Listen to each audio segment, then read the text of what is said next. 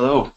Welcome to another episode, everyone, of Running in Japan, episode number 7. And we are starting a little bit late this evening, a little bit later than normal for certain reasons, aka, I'll just come out and tell the truth here, everyone.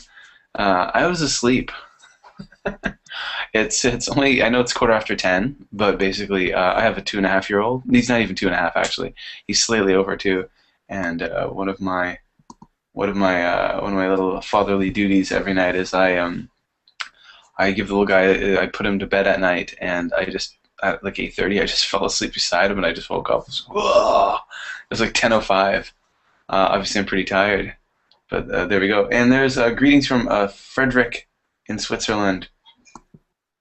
Greetings, Frederick. Frederick is on vacation right now, I happen to know, so he's able to actually watch us live, which is very cool. So I'm Kevin O'Shea here in Kobe, Japan, and this is episode 7 of Running in Japan with my co-host, Mr. Scott Brown. Hi. Hello. Hello. When you point again, which I'm in opposite direction. Go that way. That's it. There I am. Okay. You're there, right? Well, actually, on my computer, you're there, Yeah. so Yeah, who knows? back to front. I heard Mali talking about this the other day. Oh yeah, you're right. It's the opposite. Yeah, Hmm. yeah. Oh well. Um, so we're coming to you live from Japan. I'm in Kobe, Japan, and where are you, Mr. Brown? In Osaka, Sakai City, Osaka. Okay, cool. And this is a kind of weekly Google Hangout where we talk about all things running. And we are both marathon runners, and we run other distances.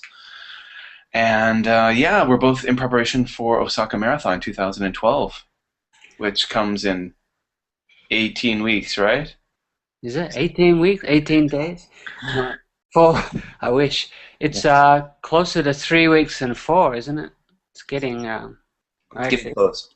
Yeah, it's 25th November, so it's 29th today, so let's call it 3 weeks. So this is the now maybe could you just maybe briefly fill the folks in on the Osaka Marathon? Is this a race that is steeped in with a deep history and legend? Uh, no, it'll be the second running of this one, the mass participation marathon, Hmm. which was initiated by Mr. Mayor Hashimoto, who's tried to promote Osaka through and tourism, and of course some get some money for the city. But I mean, any marathon, these big city marathons, which have become popular over the last, I don't know, 30 years, used to be like always New York and Chicago and things like that. But now I think I don't think there's a reasonably large city that doesn't have its own marathon anymore. I mean, you could just name off the cities, and they got a marathon for them. But it's a great way to promote the city. But Osaka's, I heard, like I said once before, maybe this is the second year, but they've already been ranked in the top 10 of marathons in the world, I think. Which is amazing. Yeah, I don't know how what's the criteria for that, but it is a good marathon, and It was, yeah. it's going to be, if the weather's good and the crowds are fun, it's going to be a great marathon, I think. Yeah, But we both ran it only the last year. second one. Hmm? I said we both ran it last year. Yep, yep. I ran and walked some of it. It was the weather was a bit shitty at the end, right? But It was, yeah. It I got it wonder. got pretty darn shitty actually. It started raining quite heavily near the end, and as there was people who were out there for like 6 hours, 7 hours, and those people, they had a Mm, lot of crappy weather coming down on them for quite a long time. that's right. Yeah. For half of their run, right? At least Yeah, that was October 30th, was it? Something like that. October 30th last year. Yeah, I Yeah. think yeah. But I don't know why. I mean, I don't know the thinking behind why they changed it, but it was a good idea, I think. The risk of having it October 30 was it could be a stinking hot day, and I think runners don't like preparing because you have to as everyone knows, at least have your 12-week build-up. But if you're going to have a longer build-up, you're starting in summer, which here, for the local runners, it's almost impossible to train for an October marathon, you know what I mean? And to be well trained, because we can't run we can, but not really, you know. We talked about the heat. Nothing fun about it, yeah. Basically, it's impossible, right, to run in August here, any length of time, and that's when you'd have to start your training for October. So I think they got a lot of the running clubs maybe got onto them, but they did the same with Kobe, and they both got that same day. That's the problem, and I really wish. I wonder why. Yeah. Yeah, that's a load of crap. I mean, last year I ran both the Osaka and the Kobe marathons. I mean, I'm not a competitive runner. I'm a fun runner. But to be honest, at the end of the day, most runners are probably in my situation. You know, and they've got the legs. You know, well, maybe not most, but there's a lot of runners out there who have the legs to run two full marathons 3 weeks apart easily. I wish, even to be honest, like if Kobe could have been the second weekend of December, I would have loved to run both. Obviously they made their decision. I think they made it independently, and when it came down to it, the pride of both cities probably thought, no, I'm not going to budge. They're going to just keep it like that. Even though it would have been nice if one said, okay, you hold it, then we'll hold it later. But I don't know, it's a pride thing. But I really don't know why they held it the same day. It's a mystery to me. And just for all of you people out there watching, the reason why we're mentioning this, it's kind of strange because Osaka and Kobe Marathon, it's both the second year for them. They're both major city marathons. Kobe's got like 20,000 runners. Osaka's got 30,000 runners. But the two cities are right beside each other. They're literally, it's a hop, skip, and a jump away. Like car, what, 30, 40 minutes, something like that? That's it. Yeah, in a train from like Sanomiya to Umeda, you're talking 20 minutes. Yeah. Yeah, so, but I just actually kind of what I wanted to focus on this week was actually speaking of races. You ran a race yesterday, so I just wanted to very quickly. We tend to each week we talk about our week in review about running, and then so what I wanted to do is just kind of quickly talk about my week, because my week was kind of a typical week, very quickly, and then jump into your week, because your week capped off with you ran an event.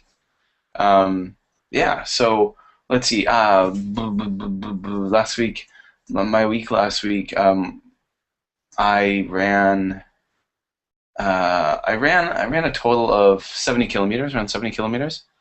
I started the week off with a couple of nice tempo runs, about 7 kilometers each, during my break, and those were both pretty good. Both pretty kind of quick runs. It kind of made my legs tired. On Thursday, I ran a 12K, and kind of the big week thing for me was I ran a 28K long run on Saturday. So I took a train out to Akashi, which is a city next to Kobe, and I ran from Akashi Station back home. Why did you run Saturday, not Sunday? Because of the rain? Because you were because of the rain, right? Sunday. Yeah, and also, it was gonna rain. You had Saturday off, unusually. Yeah. Well, I kind of work. I work some Saturdays. Some Saturdays I don't have off. I just also kind of fit the schedule a bit better. But weather-wise too, it was a brilliant day. I'm so glad I made that decision because the weather was crap yesterday, at least here in Kobe. And so I ran kind of a point-to-point. Well, it was a point-to-point. And a lot of that route is the Kobe Marathon route that I ran. And I kind of like that because I ran the Kobe Marathon last year and I really enjoyed it. And it's kind of nice. It's running by the ocean. So I ran pretty good for myself. I ran at a 5:15 per kilometer pace. So actually, at the end of it, and I kind of tallied it up, the pace I ran, if I was able to hold on to that for a full marathon, that would have been a 3:40 marathon. I don't think I would have been able to hold on to that though. And I felt near the end I was feeling a lot of discomfort in my foot. A lot. It was very tender. At the same place I've been having a lot of problems. And so you said you cut it. I saw your clip on YouTube. You cut it a little bit short because of that foot, right? Yeah, I wanted to run over 30. I had the legs for it, but my foot was just saying no. Good decision, yeah. Better to cut it off. And that night I was like limping and hobbling around the house. And then yesterday I planned on doing like a 5 or 6K little recovery run, and I was going to do it in the afternoon. But in the morning my family went for a short little walk in the rain, to this local supermarket, and right away my foot felt tender, really tender. I was like, oh boy, okay, I can't run on this. Today felt normal, but I decided to give it one more day. So tomorrow I'll get out there for like a short 5 or 6K, and then the rest of the week just kind of add it up, add it up, add it up. So I don't know. I don't know what's going on. Maybe it just ends up I need to take a month off of just not running after the marathon, of course. After, sure. Yeah. After. You're making me panic there. No, not now. God, no. After, right. Yeah. So how is it today? You feel all right? Feels fine. No problem. Feels good. So I think I'll be ready to go tomorrow morning, or not tomorrow morning. Tomorrow during my break. Maybe if I'm feeling frisky, I'll do a double during my break, and then later on in the evening. Right. Yeah. So tell us about your week, and tell us about that race you ran. Okay. So I did 120 something Ks total. I didn't run I wanted to get up to 160, which would be about 100 miles, but because I had the race, I thought I didn't run Friday. So I had a couple of double sessions on Monday and Tuesday, like about 20 each. I ran 10. And Wednesday I ran like a one single session, 28K too, which was good. That was after my work, and I just started to run. I thought, okay, I'll just keep running until I feel really tired, and I kept running. I did 28, and I think I could have done over 30, but I just thought, it's midweek, I don't need to run so much. But I was happy with that midweek sort of long run. And Thursday I ran again, I think about 25, and I did some sprints. Like I ran 400 meters and on just a loop in the park. 400 meters sprinting, and then jogging and sprinting. Did that about 6 times. I heard that's good, like this far out to start doing those type of runs. Like fartlek training. Yeah, fartlek training. Yeah, just as you go. I mean, you can just picking up the speed and then jogging, picking up the speed and jogging. What did I read? I was reading that the other day. But within 8 to 3 weeks out, you can do those sort of fartleks ones to get the legs moving over. And I took Friday off because I knew I was racing on Sunday. And Saturday, just a small. What's good too, what I found is good, and what I heard from a guy called Hosokawa, who's the Japanese champion, has a world ranking for 60 and over. He does these downhill, he calls them, they're his own type of runs. He runs 1K downhill as fast as he can go, then he jogs up, and it does like 6 to 8 of them. And he'll do them, 3 weeks before his race, because when you got to get used to your legs turning over fast, and if you're running downhill, it's not really. I mean, gravity's doing most of the work, so you're not really. What do you call it? You're not really hurting yourself so much as if you do it like on a flat or something like that. So basically, you can save your legs from getting beaten up, and you can do that the pace, and your body's used to running like that. And I found those really good. I think I'd recommend those to anybody. No matter what level you are, just run as fast as you can downhill for 1K, jog up relatively slowly, catch your breath, and do it back again down. And really? Even on the morning of your race, it's really good to do it. I wouldn't do 6 on the morning, but 3 or 4 wouldn't hurt, 3 or 4K that way. So those are good. I recommend those. And I did those on Saturday before the race, and you don't feel like you've actually run at all. It just helps you get a little bit of confidence for the speed. Like one of them I did like 3:10, and I thought, that's good, right? There's one of the ones going down. Of course, it's downhill, and you're just running fast because you can't help it. The grade doesn't have to be that steep, but 15-20% grade. But though it gives you confidence for the race, so I can keep the pace, because I just needed to get like 3:20, 3:30 for my race pace. And if I can do 3:10 without like breathing hard, I know it's going downhill, but if you can do that, it gives you confidence. Maybe I can do a few of these. But anyway, I went into my race feeling good, and there was a race on Sunday, uh, in Wakayama. Maybe I'll talk about this race in relation to, of course, a little report, but also talk about the race. I know it's gone, it's come and gone, and nobody can really do it this year, but I can recommend that race and tell you a bit about that as well. Sure, sure. Okay.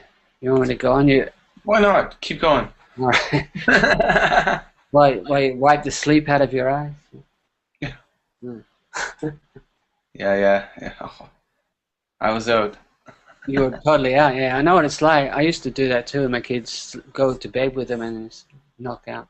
It happens sometimes, yeah. Basically, both my wife and my son have been sick the last 3 or 4 days, so they're both pretty much okay now. But I've been fine. I've been healthy, knock on wood. But I've been kind of burning myself out, keeping up with them or taking care of them in a way. Yeah. So.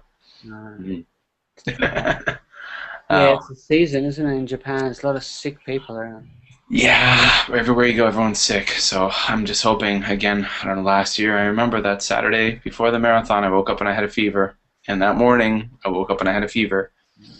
And I just ran it anyway. I was like, damn it. And it was a disaster of a day for me.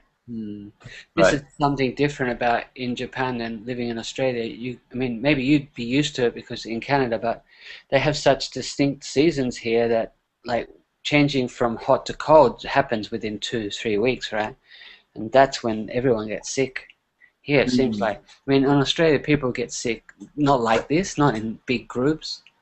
I mean, I know the viruses go around and shit like that, but here it's like, once you're changing seasons, whether it's hot to cold or cold to hot, you get like tons of people. I mean, at work you notice it.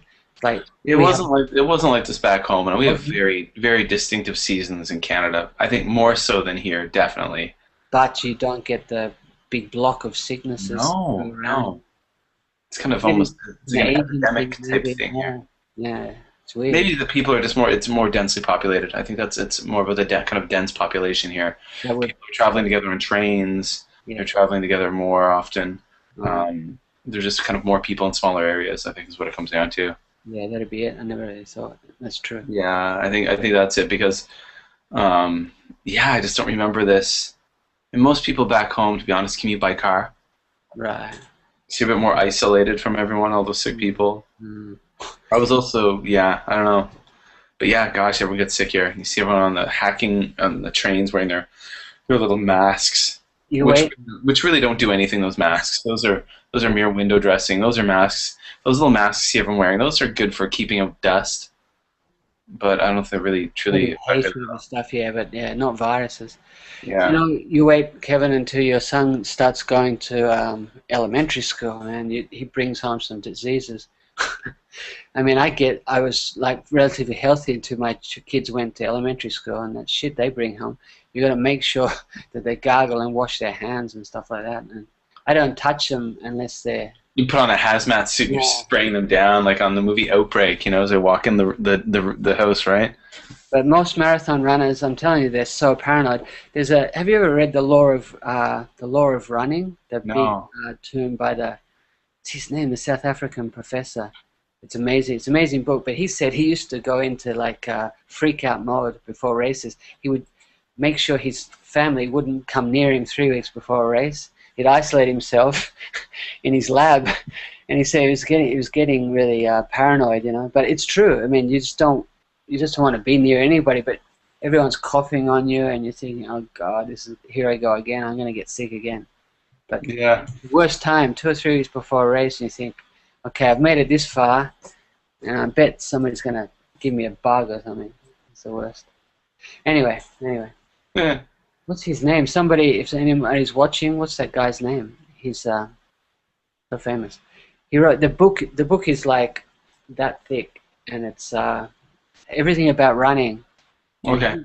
He's a professor, and he's amazingly cluey, and it's a great book. It's one of these things that if you get into running, you've got to. It's a Bible. It's a running Bible. I have to admit, I haven't read very many books about running itself. This is a lot of physiological stuff and I have what's it? Let's see. what is the name of that book? I run. I have to Google this. I don't even have it anymore. Um, where is it now? I've only read basically. I mean, I look at a lot of websites for the running I've done, um, and oh yeah, there it is. Okay, yeah, yeah. The only books I've read are there's one by gosh, what's the name? John Stanton. Ah, Do you know who that is? no. He's the president. He's the founder of a big running store in Canada called the Running Room, and that Okay. was called Running: The Complete Guide to Building Your Running Program. Ah, So that was just like a beginner's marathoner's book. That's the first. That was kind of my base before I ran my first marathon. I bought that in at a Running Room store in Canada, and I kind of pulled one of their training programs out and used that. And I've read, of course, Ultra Marathon Man by Dean Karnazes. I've read Born to Run. Read that one. What I Think About When Running okay. by Japanese writer. Murakami. Yeah, Murakami. And that's really it. Those are the only running books I've read. And then there's different running blogs I follow and some different running websites and a lot of podcasts. But All right. I can recommend this one. Timothy, I just Googled it. oh, Timothy Noakes, his name is. Tim Noakes. Noakes. Tim Noakes. The Law of Running, the Lore. It's okay, a brilliant book. And anything that you ever want to know about running, from the mental side to everything physical, it's a tomb of a book, but it's worth it. I got my wife to buy it for me for Christmas a few years ago. But okay, he's updated a few of the things. And the other day I read an article. He has a section on nutrition where he talks about what you should eat carbs wise and stuff like that. He goes into detail. But he said, I want everybody to take that section of the book and rip it out and throw it away. He's had new research that says that if you want to lose weight for running, basically, don't worry. I mean, you have to, even though we're runners, we shouldn't be eating so much carbs, so many carbs. Go as much protein as you can. And he discussed that, and he's going to write a new update and put it into the new Law of Running. But he says he's been running for like 30 years, but he says now he's running faster than he has for 30 years, and he's more fit and has less body fat than he ever has because he's been experimenting on himself, but he's got this new high protein diet that he recommends that he's going to put into the new book. But this guy's good. I mean, what he does is pure science. It's no speculation, and what he says is good. You can basically take that to the bank. But I mean, at least it's well researched. And he doesn't. He's not one of these guys who just sticks by what he says blindly. If there's any doubt, he'll follow up, and he's good enough, smart enough to change his mind about okay, something. Yeah, so he's a great guy too. Anyway, South African guy. He's only not too much older than us. Maybe he's about 50 or something. okay. Anyway, he's an ultra runner too. He's done that Commodore's marathon. The Comrades in South Africa. That's the Comrades. biggest ultra marathon in the world. Yeah, yeah. It's a really odd distance. It's like 68 kilometers or something. Mhm. Kind of a weird one between two cities, Yes. Yeah. Durban and somewhere else. Yeah. Yeah, yeah. Mm. So Oh, yeah. Wait, time's getting right. Okay. Wakayama, which I described.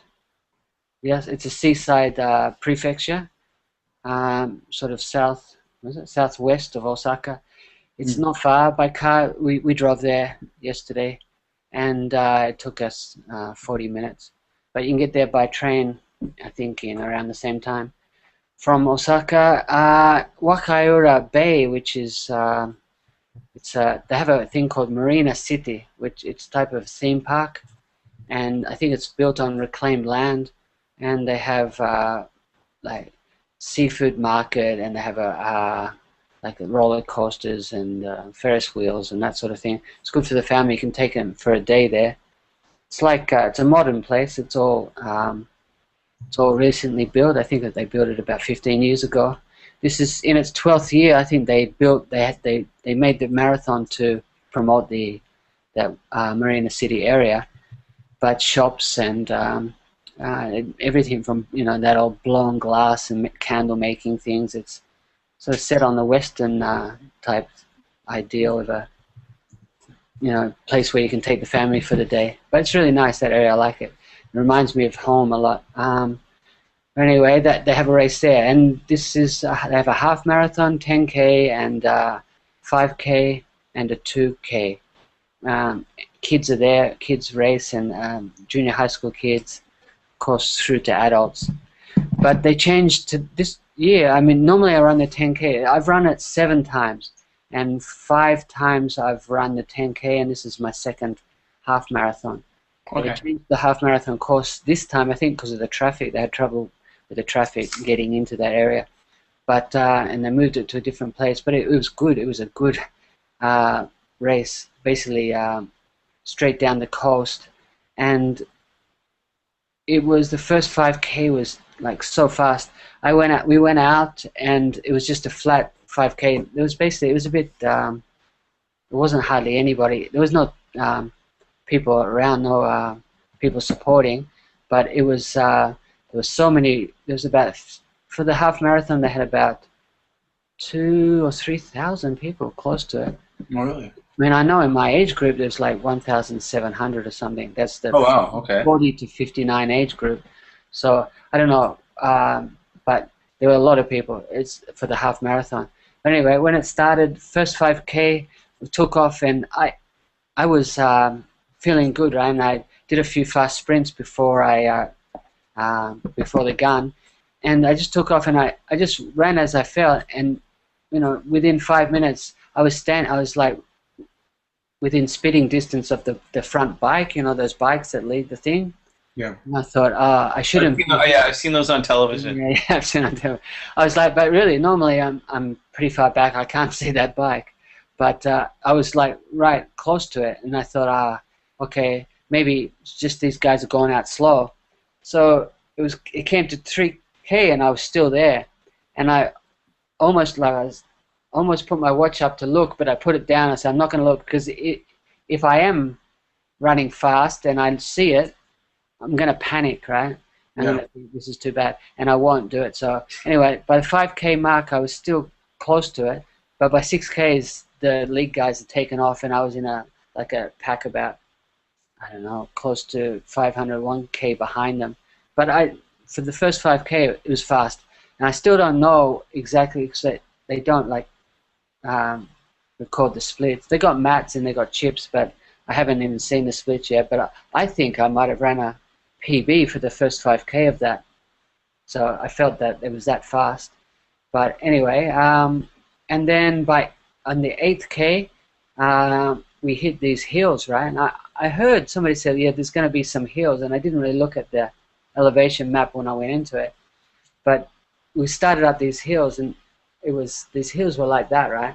And I was sort of leaning forward, and I shortened my stride, and I was like pumping to get up them, and we hit it about 8Ks, and 9Ks, okay, still hills. 10Ks, it was still climbing, and wow. 10 and a half, I thought, come on, this is ridiculous, get it over with. But then there was the top of the hill. Then you could see from the top of the hill, you could see right down almost along the coast to the Marina City, to where it was. It was such a relief, because you knew, okay, I'm at the top of this hill. Basically, it's a downhill all the way. There's one bridge at the end which goes a little bit uphill, but that was fine. And I didn't look at my watch then, but I think I didn't lose too much time. Okay. But anyway, we went through that, and I came to about the 15th K. Everything was fine, and I was thinking, I'm gonna really blow my best time away, my best half marathon time away. I'm gonna hit a PB here. I think I was on pace to beat it by about 2 minutes. And then you have two lanes. One people going. There's some, we call it route out and back. Out and back, yeah. Loops. One people going that way, and then the people coming back. Yeah. There was 2 of those, right? And the first one was no problem, but the second one, there's 2 drink stations on both sides of the road, and they were both directly opposite each other. And because there were so many people coming that direction that couldn't get to the drink station on their side of the road, so what did they do? They moved to the other side of the road, No. the other drink station. So basically we ran into a wall of people. And me and I was running with 3 young guys, and we were just shouldering our way through. It was like pinball, like Yeah. the Japanese pachinko. The race marshals weren't doing much of a job of keeping them separated, huh? There was no marshals there. The only people who were, some of the runners themselves were saying, get back, like that. And I was bumping people. I think I knocked a few people down. But good, they deserve it. Yeah, I know, not really. But I sort of felt bad afterwards because they think, from their point of view, they're thinking, you know, you guys are not Olympic runners, so why would you freak out about it? But we are running for places, you know, in our age group, or we're running as fast as we can. You're trying to set personal records. You're trying to set PBs. Yeah. You're trying to... There's both sides to it, I understand. And I had one guy yell at me when this happened once before, about a year ago.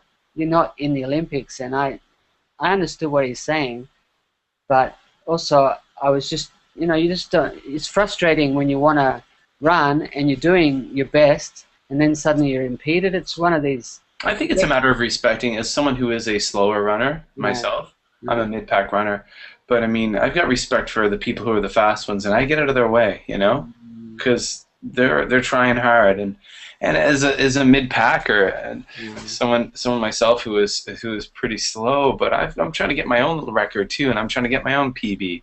Yeah, and I get pissed off when people are getting in my way. I got to be honest. I mean, I'm not, you know, it's.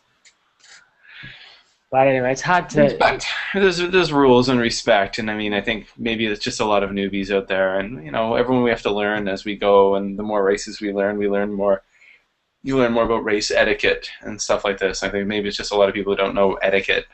This is the second time it's happened to me in Japan, or the first time that I've been impeded in a race.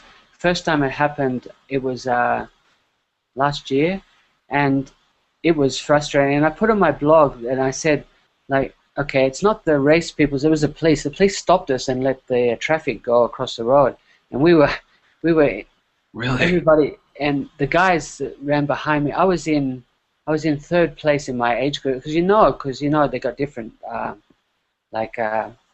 numbers on their chest, different colors, and you can tell who's in your age group, basically. I knew I was 3rd, and these guys, I was powering along, and the police just made a chain and stopped me, right? And I said, what? And I was spewing, right? I really shouldered the policeman. I said, I'm going through, right? And he wouldn't let me. I went to jump over their both arms.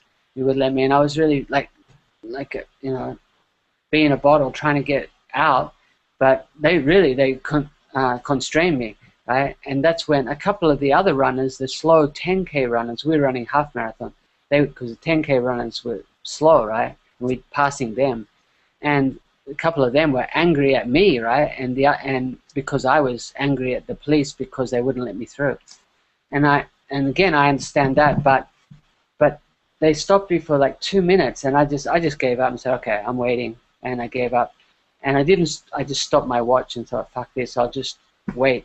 So I waited and tried to keep, because I didn't want to lose it. I never want to lose it with Japanese, because it's bad for the image of foreigners, you know. You don't want to, doesn't matter what the situation is, there's no point in losing, right?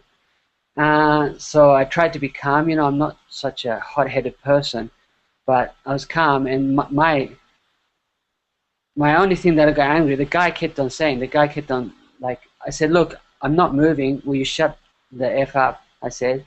And in Japanese, I told him to go screw himself. But he was annoying me. That not the police. The guy was kept on ear bashing me, saying, like, you're not in the Olympics, just calm down. I said, look, I am calm, and next word you say, I'm going to knock you out.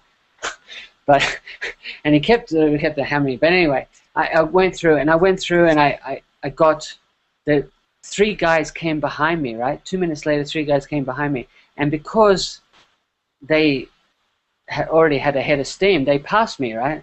And then I lost. I didn't get any of my age group thing. And I said it on my blog, I said, look, I don't care, but next time, if you do it, you know, just the police should know who's leading and when they should be stopping people. Because I don't think people who are running slowly mind to be stopped for a few minutes, but people who are leading and running for places don't need to be stopped. Anyway, 3 weeks later, I got a package in the mail, and it was like a glass trophy for fourth place. And they sent it to me. And God knows how they knew. Either somebody had either read my blog, but that's Japan for you. They're really good. I mean, never happened in Australia. They would have said like, those are the breaks, man. Sorry, that's what you get. That's it. But Japan, and a letter saying we are sorry for what happened. Really? Wow. Yeah, it's amazing. So Wow. I got my trophy, and I didn't even get fourth place. And I had a break at the crossing. Wow. Anyway. That's shocking. The concept of police stopping you. Yeah. I mean, most people were breathless too. I mean, Yeah. but also I did feel bad because just the reaction of the other slow 10K runners to me annoyed me because they thought it was, why are you getting worried? It's only a race. Mm. Yeah, maybe it's only a race, but we try it. By the way, Geeks and Gamble just made a comment, and he really enjoyed that story. He's a guy who's in Kitchener, Ontario, in Canada. Mm. So, hey, greetings from someone in Ontario. Yay! Kitchener. Kitchener, Ontario. Yeah. Wow, that's a good story, man. Yeah. Well, anyway, I wrote about it. I mean, I gave another. By the way, his blog, everyone, is The Long. It's the slash, not slash. What do we call it? Is it? Yeah. I don't know how they do it. Blogspot. Yeah, blog. What's it? So The Long. Run. There's gonna be a link below. thelong.blogspot.com. Yeah, the longrun.blogspot.com, whatever. Is it The Long Run or The Long? Yeah, it's the long run. It's The maybe long. long dash run or something. Oh, okay, yeah. Long dash run. Something like that. I should know it by now. I've only been doing it for 3 or 4 years. Link will be below, guys. Link will be below. Okay, in the final edited version of this. Anyway, back to Wakayama. They blocked Yeah. us. So the again. race you ran on Sunday. They blocked us again, but it wasn't. Maybe it slowed us down for about 30 minutes. What they ended up doing is they were crossing. They were sort of making a bit of a gap for us, but it still slowed us down. And we went on to the sidewalk, and we started running on the sidewalk, and that sort of stopped the problem. But the guys behind me said they'd already cleared it by the time, like about 10 minutes later, they cleared everybody. So they knew about the problem. I don't think they'll let it happen twice. But that's a mistake to put 2 drink stations opposite each other on the same road. That's so stupid. I don't know what they're thinking there. But anyway, it was beautiful. All the way down to the end, and up again a little bridge, and I was feeling pretty good, and I came in about exactly 1 hour, 20 minutes, and 6 seconds. But I think if it wasn't for that hills and it wasn't for that blockage, I would have PB'd. So I'm really happy with yesterday's race. But what is your PB in the half marathon? 1:18:05 or something. Okay, so you were close, but a couple of minutes off. Yeah, but I was really happy with that race. I don't regret anything, even the hills or anything. But you know when you run a good race, whether the time reflects it or not, basically. And I knew that was one of the best half marathons I've ever run, I think. Just the way I felt, and I think it was better than my PB, even though on paper it's not going to end up like that. I mean, you've got to take what you're given. But I felt like that was good because just the way I felt when I was running, I felt really strong. And the way I felt afterwards, I've been pumped all day. I've had this feeling of being really excited, awesome. like I'm looking forward to something, but there's nothing to look forward to. But I don't know how to explain that feeling, but it's really a high. So I think that's because I knew that I did well. Nice. So it doesn't matter what the time says or what happened in the race. You know what? I mean, it's cheesy as it sounds, and this is very true, and this goes for any of you out there watching or, who are thinking of running any kind of race or you're kind of new to it. I remember, my first marathon was 4 hours and 44 minutes. And when I set my personal best, I ran a 3:59, and my goal was to run sub 4 hours. And I felt like I won a gold medal in the Olympics that day. I was almost in tears. I was so happy when I broke my own personal best. And that's my personal best. And again, I think for a lot of people, running a marathon is, especially, if you're a bit slower, you're doing it for you. It's all about, you're doing it, you're setting your goals, you're competing against yourself. And I always tell everyone, I've got a coworker who's preparing for his first marathon, and for him, I'm just like, just finish it. Then you've got a bar. Then for number two, if you're going to run a second marathon, then you can aim for something. You got an idea of what the kind of training you put in, what you put in and what you got out, and now you can you got that bar, that standard. But no, I mean, like, again, I felt like I won a gold medal that day. When I got my sub 4, and I mean, I can hopefully this year. Again, now my training is not as good as it was last year, but if I'm not sick, if I'm healthy, who knows? But I'm hoping. I'm hoping, ideally, knock on wood. Oh, I don't want. I'll just say I'm hoping for a new personal best. Yeah. There's a guy. I'm not going to say any times. I don't want to jinx myself. There's a guy called Pat Carroll. He's overall probably the best runner in Australia. He's time-wise through 5K. He has records through to the marathon. But he ran a marathon like, I think his best marathon was like 2:09 or something. But he said to me, I know him because he was my online coach.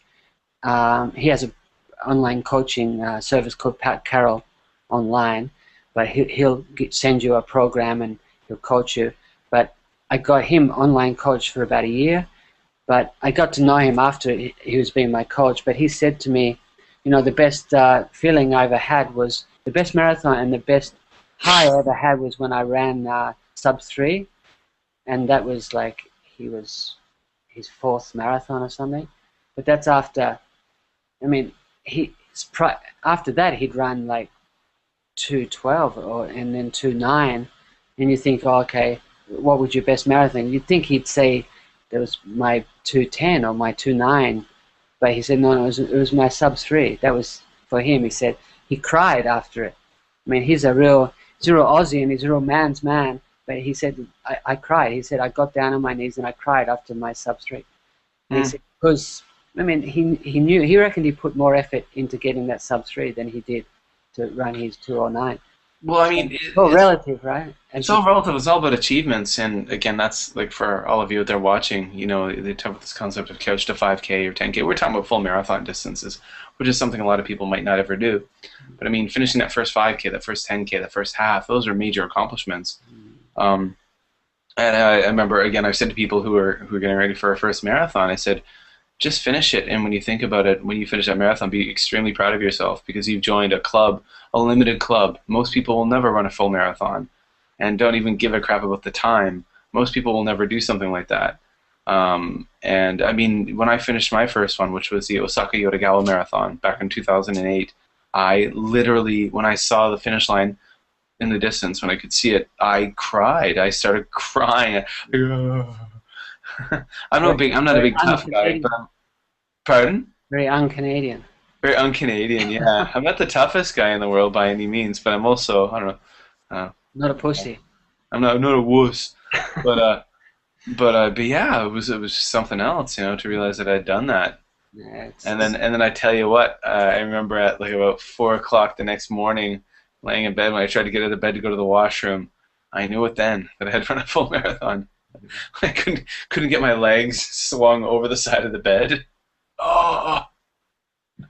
Yeah, maybe I was really happy. I'm happy because I got that feeling back again, which I haven't had for about 2 years, where I actually ran a race where I thought I did a good job.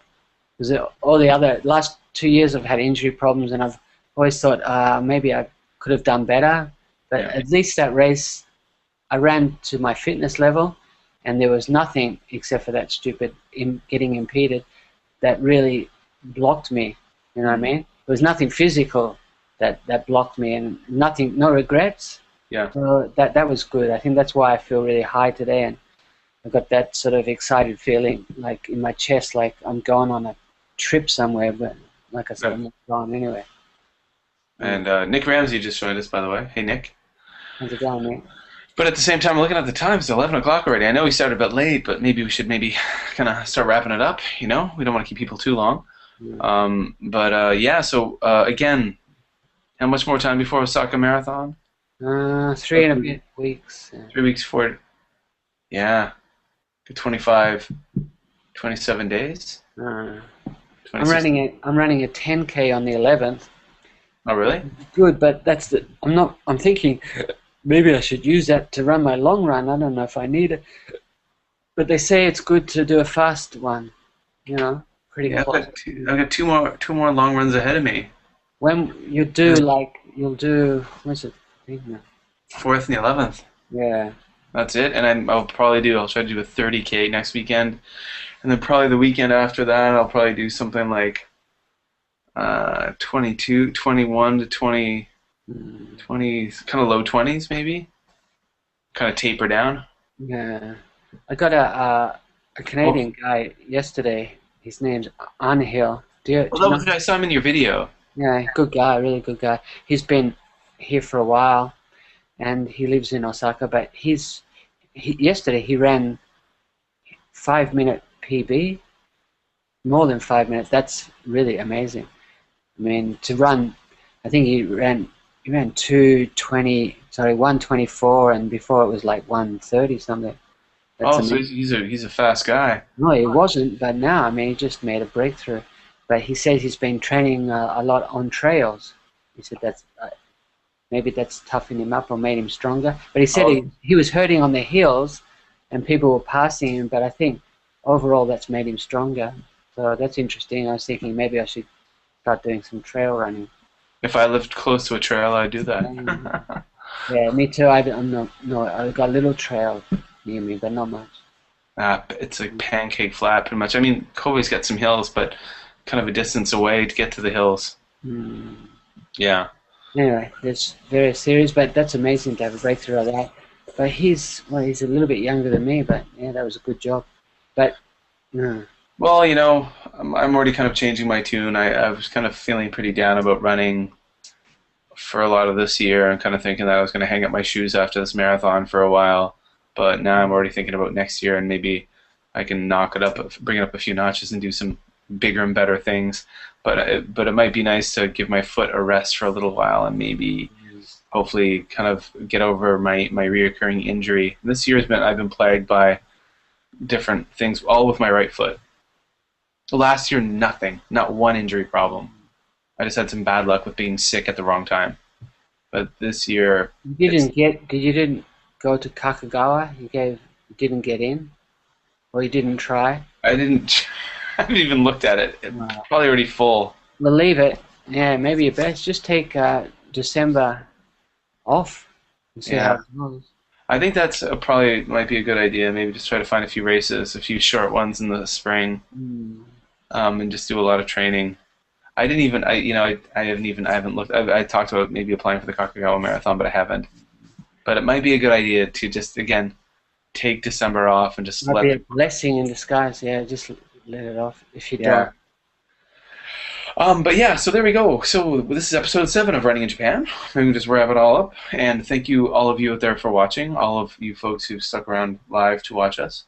All right. If you want, sorry, I didn't really give details about this race, much about how to get there and entry and stuff. But I can give it to you. Just let me know. I have my direct email is abenoki, ABENOKI @gmail.com. Please, anytime I'll respond to your emails about races. And but one thing I don't like is people saying I'm coming to Japan next year. Can you give me an idea of where I can race? You could be more specific than that. I'm not really don't have the time to tell you a month by month schedule. Well, think of all the people who send me emails on all of my YouTube channels saying, I want to come to. What kind of job can I get in Japan? Right. Like literally that vague. Or I don't want to be a teacher in Japan. What can I do? But they don't say anything about their background or like, can you speak Japanese? Do you have a university degree? Do you have a skill set? I bet you used to answer. I used to answer these questions a long time ago. And then when you give them a long answer and you give somebody some details, and then it's like you can hear like crickets chirping. You get nothing back from them, and you think, fuck. I mean, okay, do they think you're okay, I took time away from my parents, from my family, from my children to answer your email. Thank you for saying thank you. I mean, Yeah. that's the guy running in Japan guy too, Brett Larney, he says, you know, I don't really want thanks, but I mean, if you're going to give someone information and basically they don't write back, it's annoying. It's annoying as hell, you know. Yeah, yeah. So basically, don't do it anymore. I mean, unless they have specifics, I don't even answer. Yeah, very specific. But when it's just like, I want to run in Japan, where can I run?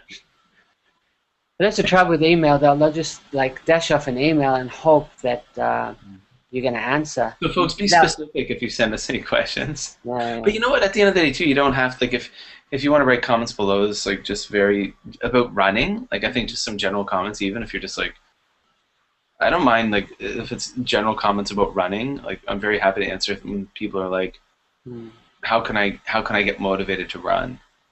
Questions like that, I'm happy to answer. But when it's something like, how do I get a job in Japan? Yeah. And why do you look so tired today? I don't understand that they're asking. Why did you cut your hair, Kevin? That's right. But yeah. Yeah, So no, right. all the contact information will be below. You can also find me on Twitter at jlandkev, JLANDKEV, and find Scott on Twitter. Yeah. Samurai Running. At Samurai Running, all one word. And that's it for episode 7 of Running in Japan. And possibly next week we may have a guest. Oh yeah. Who you or may not. We can chat about that later. I'm going to send it a few emails. This week I just wanted to kind of talk about your race and your run and find out more about that. Yeah, so thank you everyone for watching. Remember to click that like button below. People keep telling me to put this, can you make it shorter? Can you make it shorter? But I mean, I understand what they're saying, but I think it's impossible. Yeah, I want to. exactly. But we could talk, 3 hours if we want. Yeah. So we are making it short. We're doing our best. Yeah. So this one's a bit longer than last week's, but there you go. It's kind of pushing an hour, but there you go, folks. And for those of you watching, thank you very much. And remember to like the video and share it with your friends, and put it on Facebook, Google Plus it, retweet it, all that stuff. And we'll see you next week, right here, Monday. And hopefully I won't fall asleep and wake up late to do the show. Again, sorry about that, everyone. And happy Halloween. It is too. Thanks. Yeah. Okay. All right. We'll see you later, guys. Bye.